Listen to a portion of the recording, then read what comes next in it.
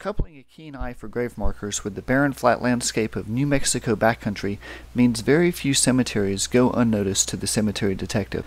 On a late May afternoon, while driving slightly faster than necessary along Highway 68 and fighting the glare of a hot New Mexico sun, I glimpsed the familiar shapes of traditional southwestern grave markers more than a mile in the distance.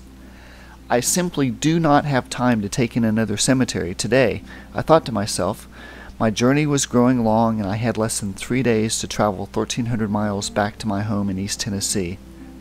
As each tenth of a mile clicked away on my odometer, the lure of this particular cemetery grew as distant as my desire to eat one more greasy tamale from a roadside tamale stand.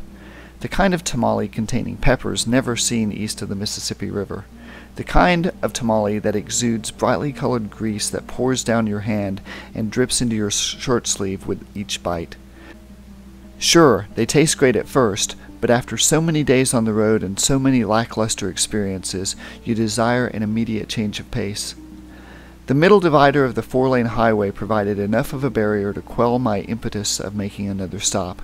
I would be on my way without distraction. Now, I consider myself to be a fairly spontaneous person. However, when I first noticed the highway crossover, it was less than 200 feet in front of me. Being on the right-hand lane of the 4-lane highway and traveling with my right foot depressed more than halfway to the floorboard made a possible diversion through the crossover and toward the cemetery on my left simply unreasonable to fathom. However, the instant gratification of a self-provided challenge was too much to resist. With a squeal that would make a set of high-end Pirellis envious, my tires accepted the physics-defying cornering demands of my rapid deceleration and abrupt trajectory change with ease. The sign said, Our Lady of Guadalupe Church. I could have sworn I had stopped at a Our Lady of Guadalupe cemetery not a day before, and I hoped I was not going to be as disappointed with this cemetery as I was with the last one. As happens so often in my life, the absolute last-minute decisions that take place with completely no planning at all often turn out to be some of my very best decisions. This fantastic find was the result of one such decision. As I pulled into OLG Cemetery, I saw a very familiar sight. Dry, sandy substrate with no greenery in easy view. But I was not here to spy greenery, and what I was here to spy, the grave markers, were spectacular. Now, I have seen Jesuses as grave markers before. I have seen broken-hearted Jesuses, crucified Jesuses, and I have even seen a Jesus wearing cowboy boots. However, the Jesuses I observed in OLG were two of the most spectacular Jesuses I have ever seen within a cemetery.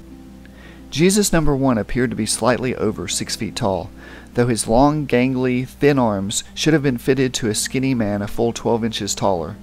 He had a very pleasant smile on his face, though the stigmata on his hands were clearly visible.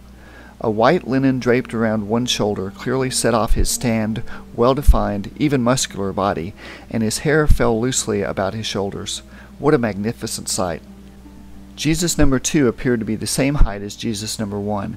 However, Jesus number 2's figure was bent slightly at the waist under the heavy burden of the cross he carried. His face was much grimmer than the first Jesus, as trickles of blood meandered toward his eyes after seeping from wounds produced by a thorny crown encircling his head. He wore a full robe as opposed to the first Jesus's loosely fitted linen. However, both Jesuses sported full beards. Another very interesting aspect of the two Jesus markers is that they were both housed under cover of grave shelters. What a joy OLG Cemetery was. I could have easily spent 2 hours enjoying each and every grave marker. However, the previously mentioned time constraints pressed me to move on my way. If you are ever in this section of New Mexico, please stop in, take a few photographs, and collect a few handsful of wind-blown litter that inevitably becomes entangled within the perimeter fence. If you happen to be, or know of, the artist who produces the Jesus grave markers, I would love to hear from you. Your work is very much appreciated. Until next time, this is The Cemetery Detective.